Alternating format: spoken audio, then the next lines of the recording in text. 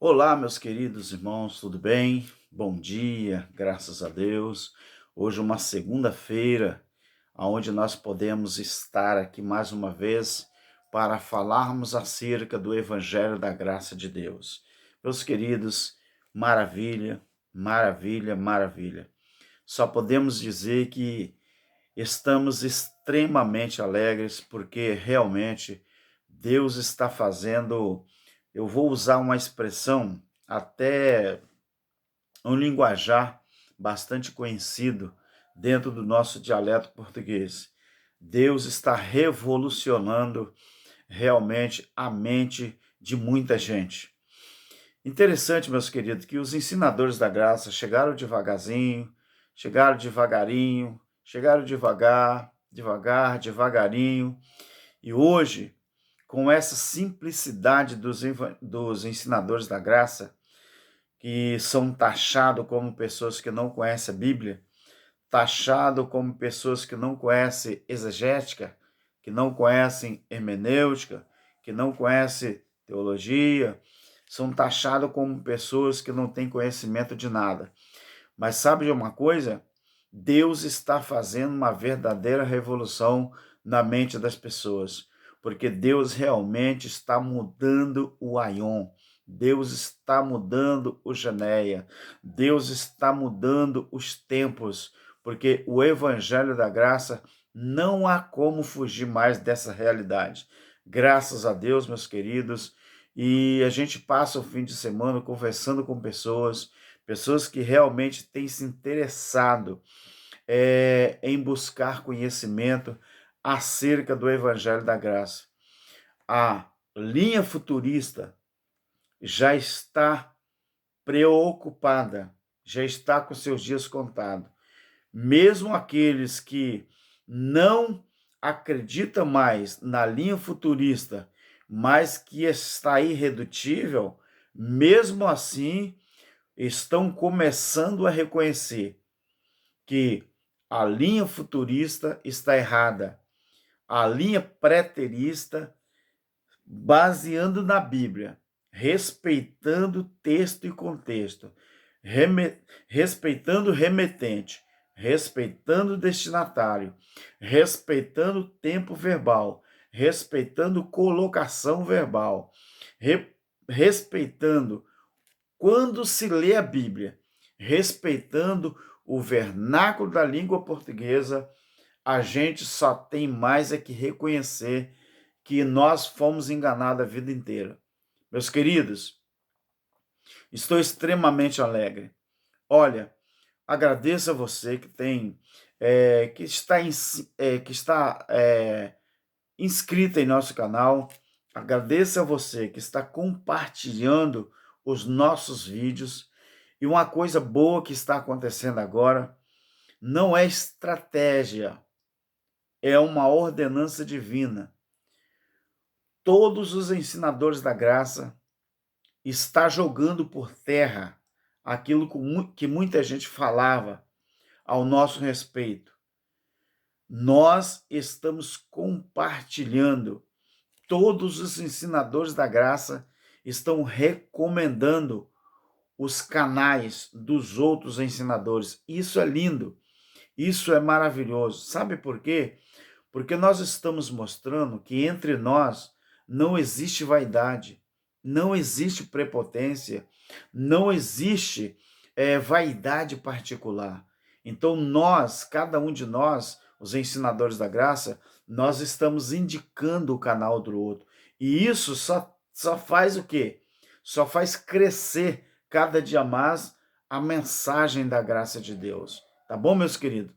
Continue se inscrevendo, continue deixando seus likes, que o like é importante.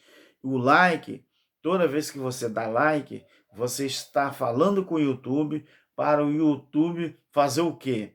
Divulgar também o nosso canal, compartilhar com outras pessoas e também notificar a outras pessoas, né? Então, meus queridos, também ativa o sininho, deixe os seus comentários, compartilhe o máximo que você puder. O que eu quero falar hoje? Eu quero falar sobre Mateus, o capítulo 11, tá bom, meu querido? Acompanhe comigo aí. Mateus, capítulo 11. Sabe por que eu tô assim, meu querido? Não tem vergonha de falar, não. Eu tô trancando um zip aqui, que eu não tenho vergonha de falar mesmo, a gente não tem. Nós da graça somos muito abertos, né? Eu vi do banheiro, quando eu sentei aqui, eu tô percebendo uma coisa aqui e tô fechando meu zíper aqui, tá bom, meus queridos? Isso é a coisa mais comum, é a coisa mais simples que existe, né? Uma das, né? Então, Mateus, capítulo 11, o versículo 25 ao 30, fala assim, preste atenção. Por esse tempo, veja que esse verbo é progressivo, por esse, e aqui é o tempo presente, por esse tempo, aquele lá que Jesus vivia. Jesus disse, graças te dou, ó Pai, Senhor do céu e da terra, que ocultaste essas coisas aos sábios e entendidos e as revelastes aos pequeninos. Sim, ó Pai, pois assim foi do teu agrado. Todas as coisas me foram entregues por meu Pai. Ninguém conhece o Filho senão o Pai. E ninguém conhece o Pai senão o Filho e aquele a quem o Filho quiser revelar. Aqui está uma condicional.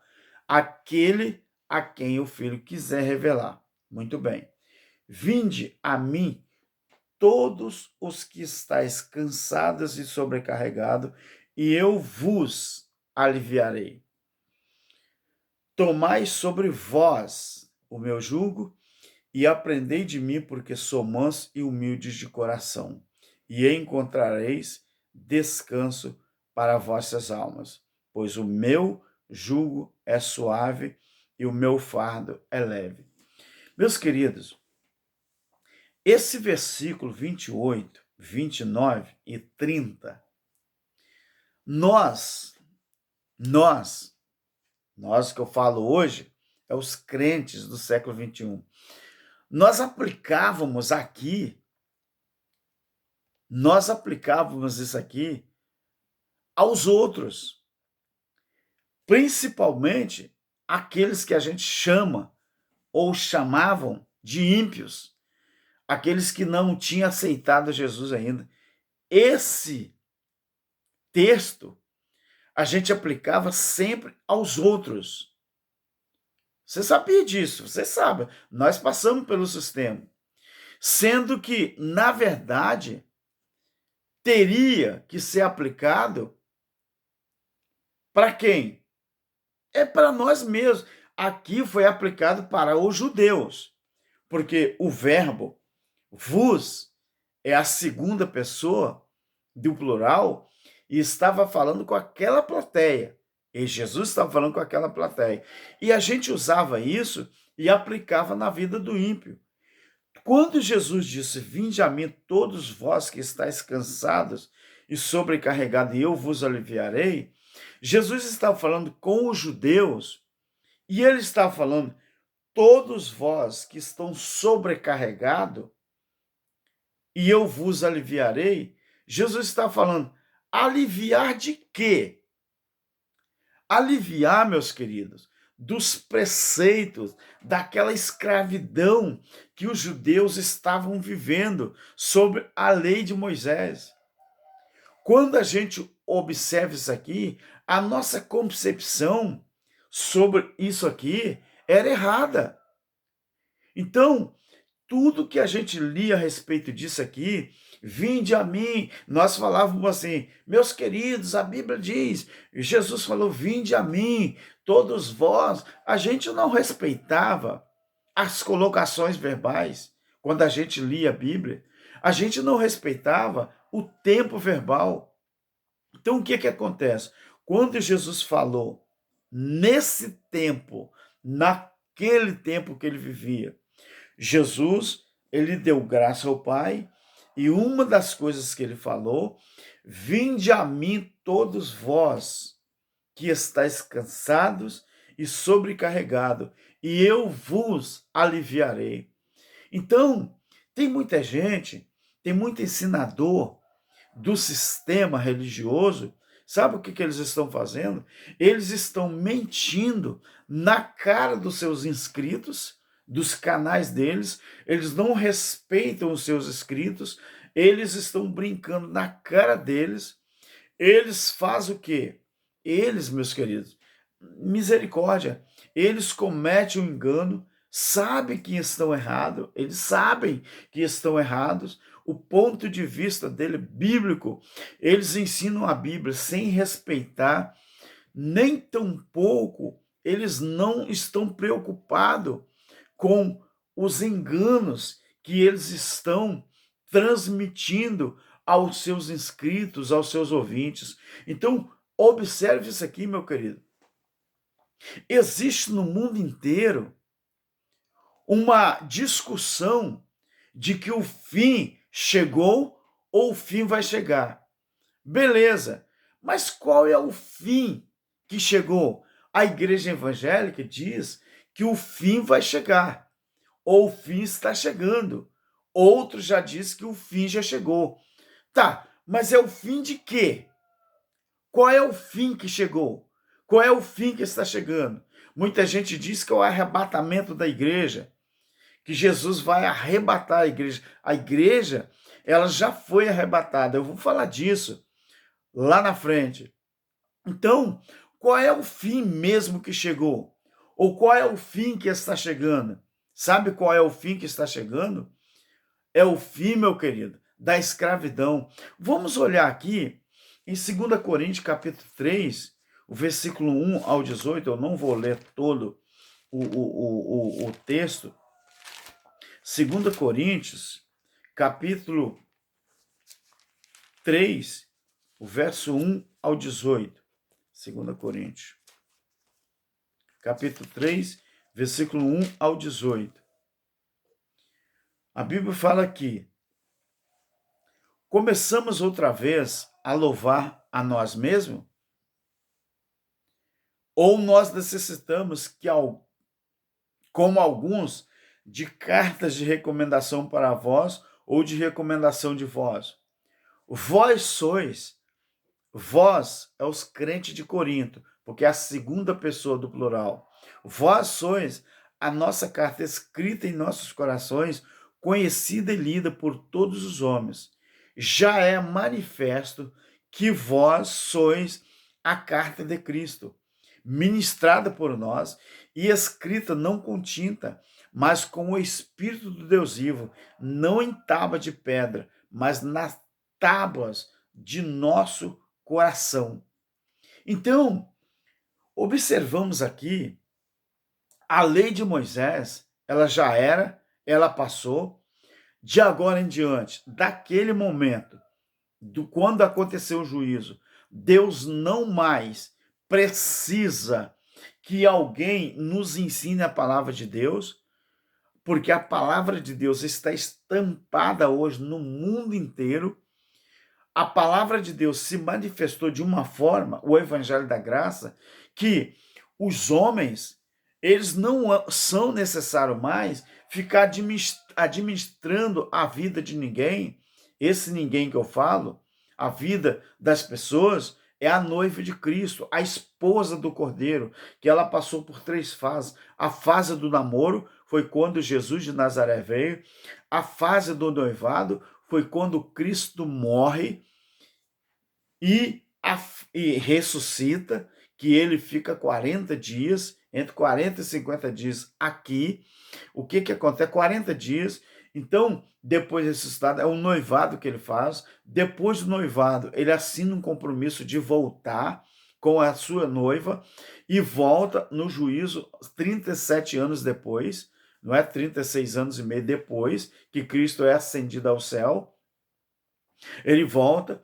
Então ali ele toma a sua noiva como esposa, do jeito que está no capítulo 21 de Apocalipse, e a partir daí a nossa posição em Cristo não é posição de namorada, não é posição de noiva, é a posição de esposa. Então como que Cristo daria a sua esposa para ficar sendo controlada, para ficar sendo perseguida e para ela ficar sendo administrada pelo homem. Essa conta não fecha, essa matemática não fecha. Então, eu vou ler aqui o versículo 18, 16 ao 18, fala assim: mas quando um deles se converte ao Senhor, então o véu lhe é retirado. Ora, o Senhor é o Espírito, e onde está o Espírito do Senhor, aí a liberdade. Mas todos nós, com o rosto encoberto, refletindo a glória do Senhor, com o rosto descoberto, refletindo a glória do Senhor, somos transformados de glória em glória na mesma imagem, como pelo Espírito do Senhor. Então, estudar a Bíblia respeitando o texto, contexto, respeitando os verbos, respeitando as colocações verbal. Então, estudar a Bíblia respeitando isso, o entendimento chega. O que está surgindo no mundo inteiro, meus queridos? O que está surgindo hoje no mundo inteiro? Está surgindo as revelações da palavra, as revelações do evangelho da graça de Deus. Vamos observar aqui em Romanos capítulo 1 e versículo Romanos 1 e versículo 8, 18. Olha o que fala aqui. Romanos 1 e 18. Do céu se manifesta a ira de Deus sobre toda a impiedade e injustiça dos homens que detêm a verdade e a mentira. Você acha que os pregadores do sistema, eles querem libertar a vida das pessoas do sistema religioso? Vocês acham que os pregadores do sistema e os líderes do sistema, eles querem que as pessoas se deem conta de que nós não somos mais namorada, nós não somos mais noiva, nós somos esposa de Cristo? Você sabe que, ou você acredita que esses homens querem que a gente saiba qual é a nossa posição em Cristo hoje? É claro que não. Por quê? Porque eles estão aí para escravizar a vida das pessoas. Então, meus queridos, o que está surgindo no mundo inteiro hoje é essa sensação de liberdade, não libertinagem. É essa sensação de liberdade, porque o evangelho da graça, a manifestação da graça de Deus, as revelações da graça de Deus está surgindo no mundo inteiro. Então muita gente está dizendo que o fim está às portas.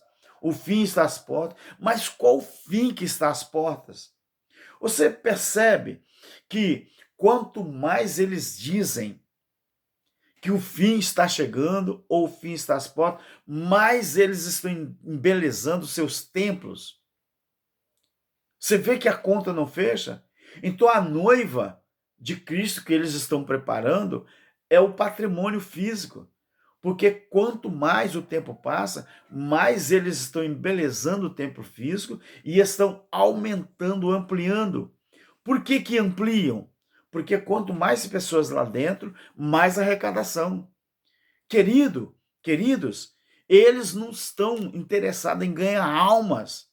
Porque isso é um conto de fada. A gente descobriu em Efésios capítulo 1 que nós somos eleitos antes da fundação do mundo.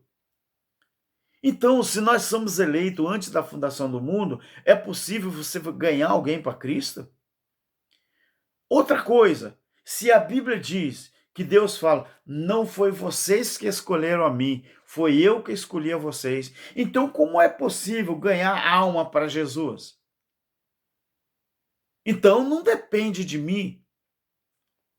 Então, essa conta não fecha. Não é eu que escolho Deus. Não é eu que aceito Jesus. A Bíblia está lá dizendo, estampada na cara de quem quiser, não foi vocês que escolheram a mim, mas foi eu que escolhi a vós. Em outras palavras, nós já somos predestinados antes da fundação do mundo, meu querido. O nosso espírito, a Bíblia diz, o nosso espírito, ele nunca esteve na condição de perdido, na condição de ter que aceitar Jesus. Não existe isso.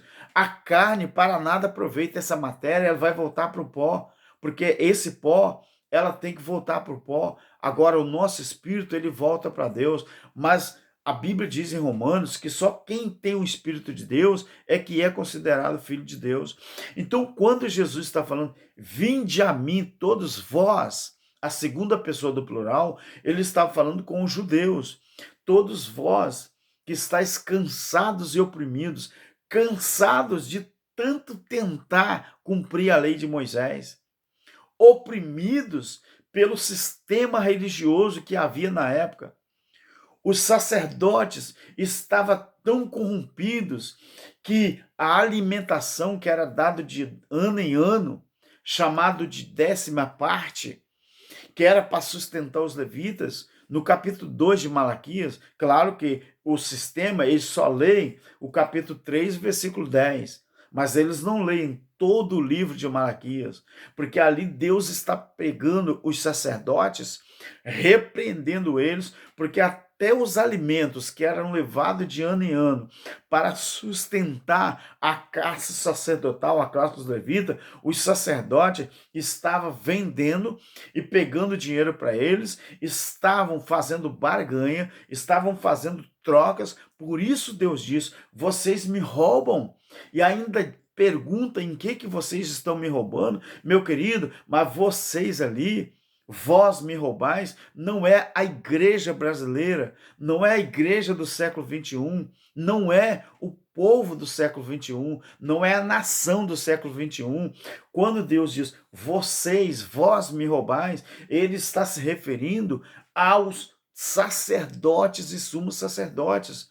Quem eram os sumos sacerdotes e os sacerdotes? Eram os principados e as potestades que detinham a lei de Moisés e que estava oprimindo os judeus que tinham que guardar a lei, porque a lei eles tinham que guardar porque era uma obrigação.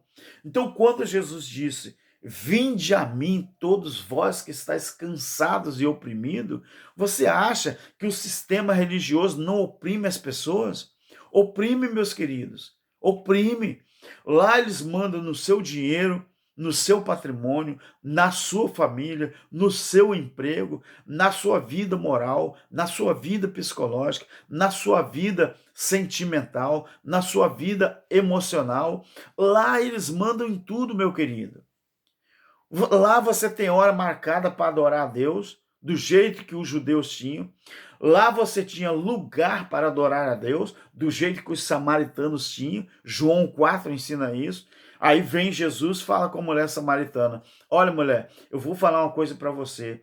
Os meus verdadeiros adoradores, os meus, irmãos, meus, é um verbo transitivo que eu estou usando, grifado, tá? Mas está escrito assim, a hora vem em que os verdadeiros adoradores adorarão ao Pai, a esse adorarão, ele jogou para o futuro. Aí eu posso pegar para mim, que sou um verdadeiro adorador. Por quê? Verdadeiro adorador não adorarão em templo nem em monte. Jesus falou, adorarão ao Pai em espírito e em verdade. Por que em espírito?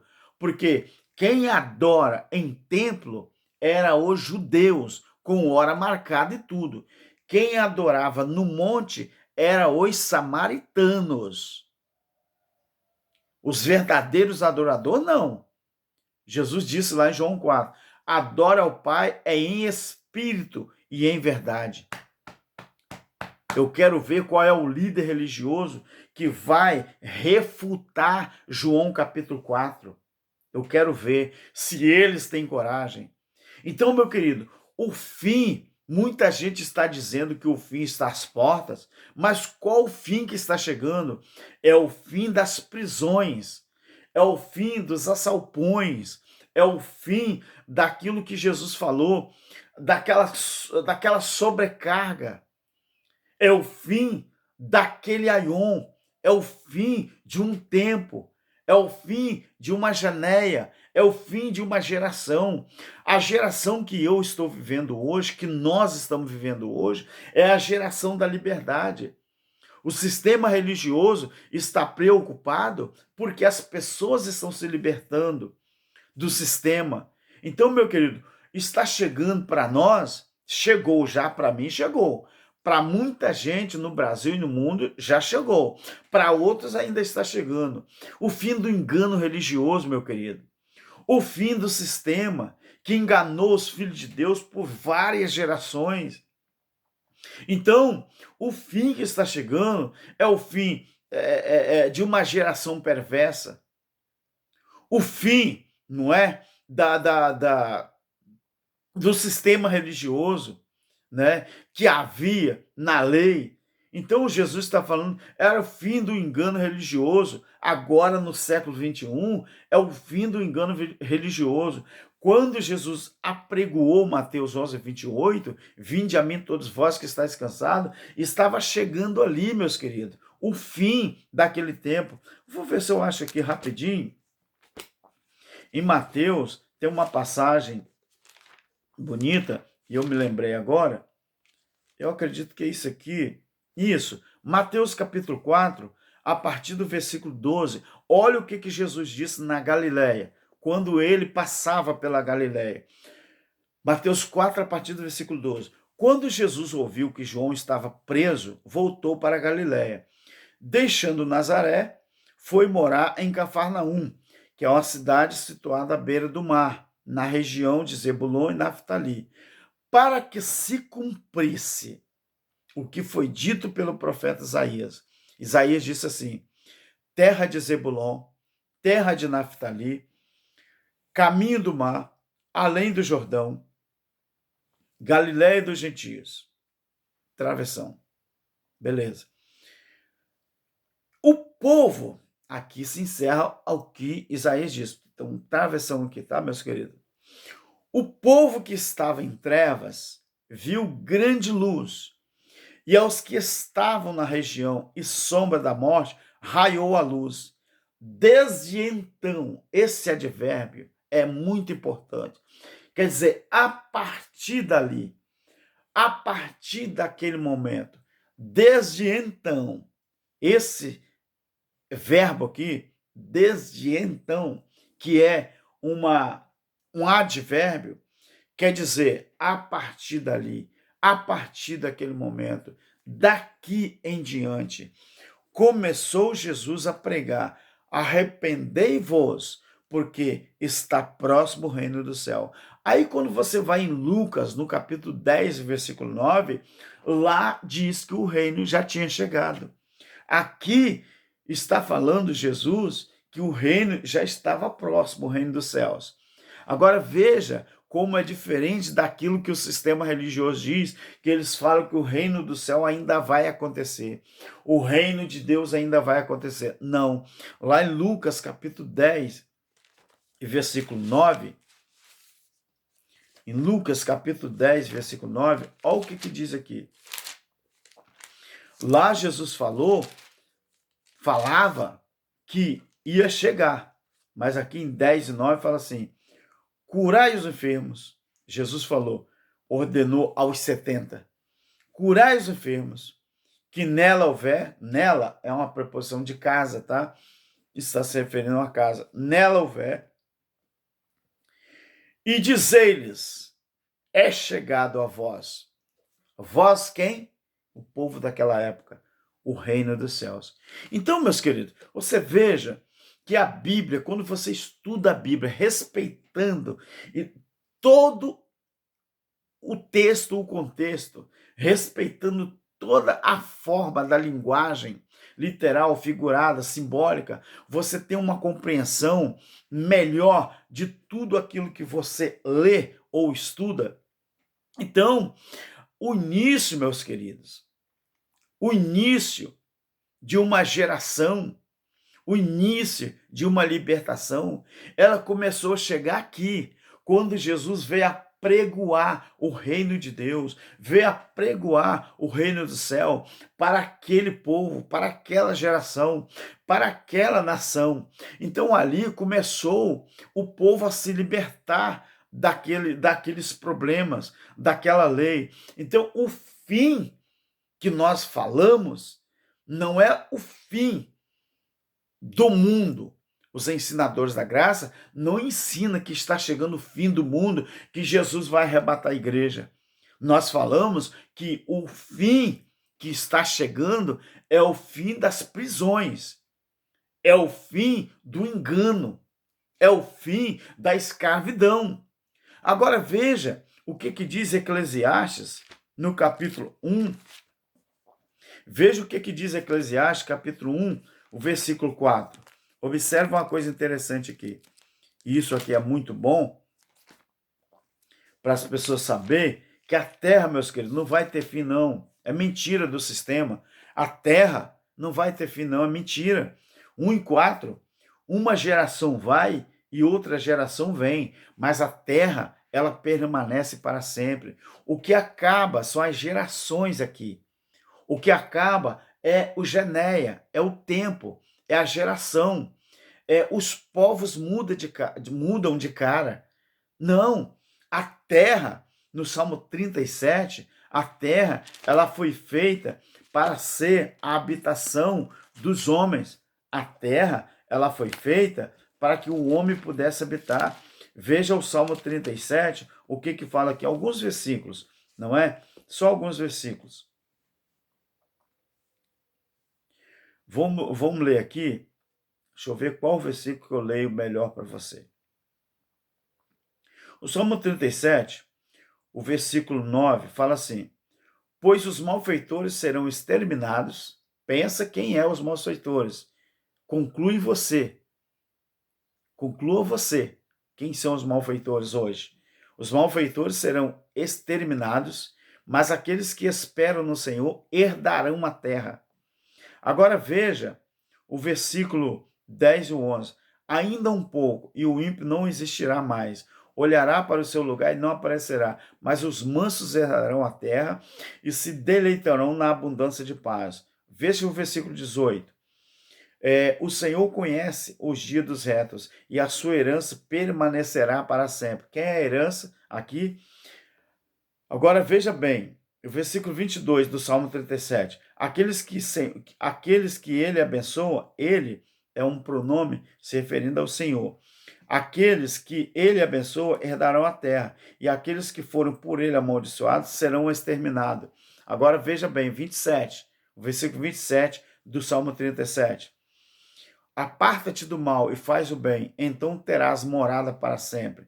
28. Pois o Senhor ama os justos e não desampara os seus santos. Eles serão preservados para sempre. Mas a descendência dos ímpios será exterminada. Agora veja o 29. Os justos herdarão a terra e habitarão nela para todo sempre. Meus queridos, o que acaba são as gerações.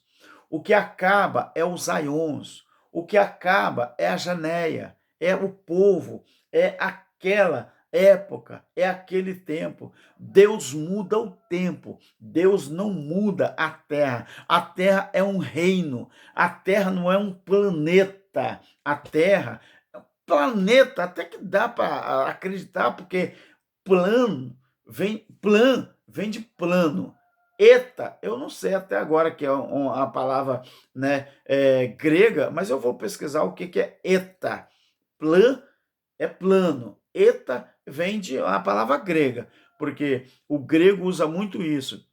Beta é fácil, né? Tetra é fácil, que é tudo grego, né? Agora, eta eu ainda não sei. Juro que eu não sei. Mas planeta não é isso aqui, ó.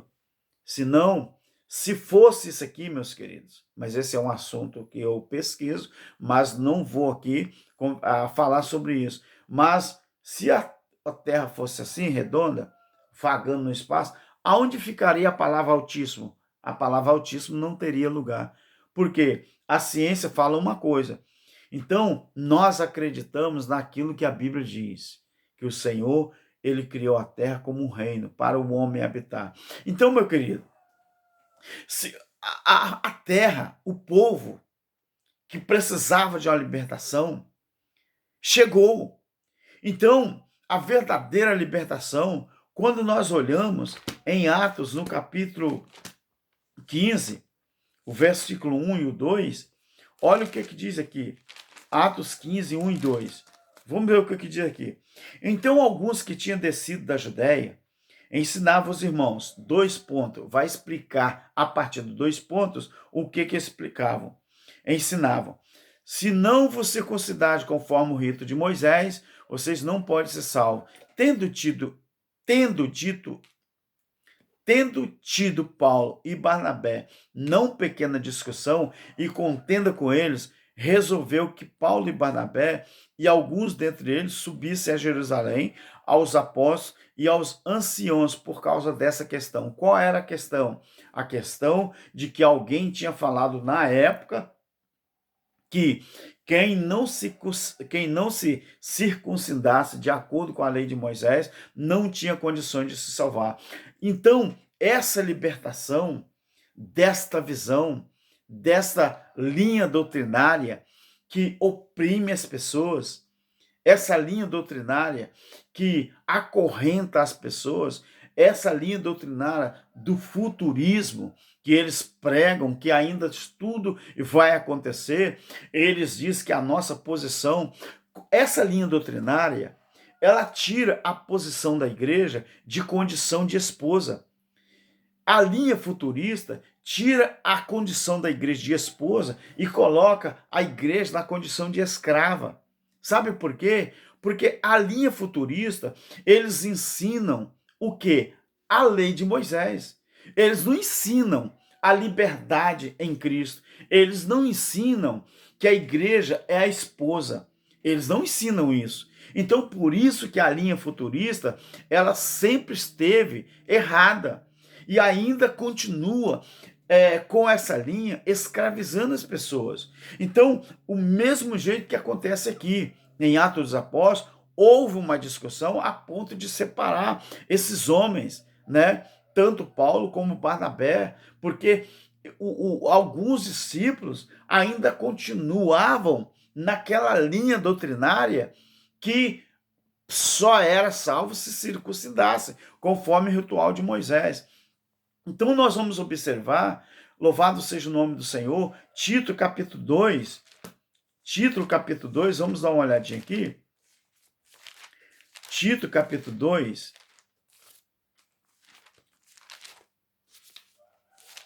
o versículo 11 ao 14, olha o que diz aqui, versículo 11 até o 14. Pois a graça de Deus se manifestou trazendo a salvação a todos os homens. Preste atenção, a graça de Deus, ela se manifestou trazendo salvação a todos os homens.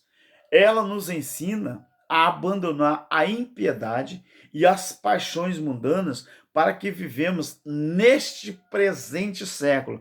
Isso aqui está no passado, no futuro ou no presente? Quando ele escreveu, Tito escreveu, estava no presente. Hoje, para mim, isso aqui estava no passado. Para nós, isso aqui está no passado. Então, no presente século, sóbria, justa e piedosamente, aguardando a bem-aventurada esperança e o aparecimento da glória do nosso grande Deus e Salvador Jesus Cristo. O aparecimento, quando ele escreveu isso aqui, aconteceu no juízo, no ano 70 DC, a manifestação do Filho do Homem. Então, ele está dizendo aqui, então, o qual a si mesmo se deu por nós, a fim de remir-nos, preste atenção, de toda iniquidade e purificar para si um povo todo seu. É todo, tá, meus queridos? É exclusivo, zeloso e de boas obras. Então, nós observamos aqui que Jesus, quando ele veio morrer pelos judeus, quando ele morreu na cruz, que essa salvação atingiu a todos os homens, atingiu a todos os povos, independente se fosse judeu ou gentil, atingiu a todos. Então ali Jesus veio perdoar, faltava remir. Qual a diferença de perdoar e remir? Se você falar, Alberto, sua dívida está perdoada, beleza, eu acreditei na sua palavra. que você perdoou a minha dívida. Mas como que eu vou ter certeza se você perdoou a minha dívida? É quando você rasga o papel, rasga a nota fiscal não, rasga um boleto, ou você rasga uma promissória, aí na minha cara, nos meus olhos, diante dos meus olhos, aí eu vou acreditar que você, além de perdoar, você remiu. O que é remir, meus queridos? O que é remir? Remir é um verbo transitivo que quer dizer resgatar, trazer de volta. Então Jesus já tinha perdoado o povo, porque Deus, ele fazia esse papel. Deus, ele era pedido perdão ao povo. Agora Jesus, ele veio remir. O que é remir? É você resgatar de novo, é você trazer de volta. Então, quando a gente observa, meus queridos, isso aqui na Bíblia, nós vamos observando que na cruz, Jesus, ele disse assim: Pai, perdoa, porque eles não sabem o que fazem. Jesus, ele falou para o Pai perdoar. Na cruz, estavam perdoado o pecado dos homens, mas faltava remir. O que era resgatar o povo de volta? Remir. Somente acontecendo o juízo. O juízo foi o contrato que o noivo tinha com a noiva, ele tinha que assinar e tinha que colocar em prática. O juízo foi a festa das bodas do Cordeiro. E você faz uma festa num casamento para celebrar o quê? Para celebrar o sucesso do casamento.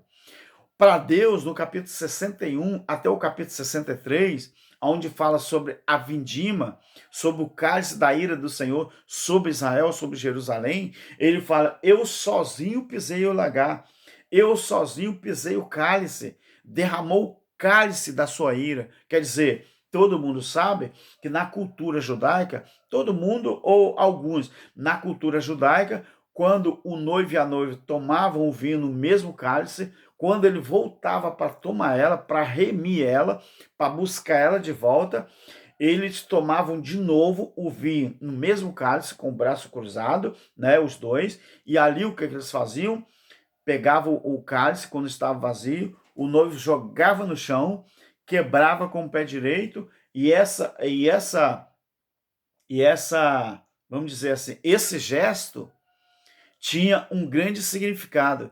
Quando ele quebrava o cálice e pisava com o pé direito, ele estava falando que o passado da noiva e o passado do noivo agora ficou para trás. Nem a noiva e nem o noivo pode tocar no assunto da época passada. Então era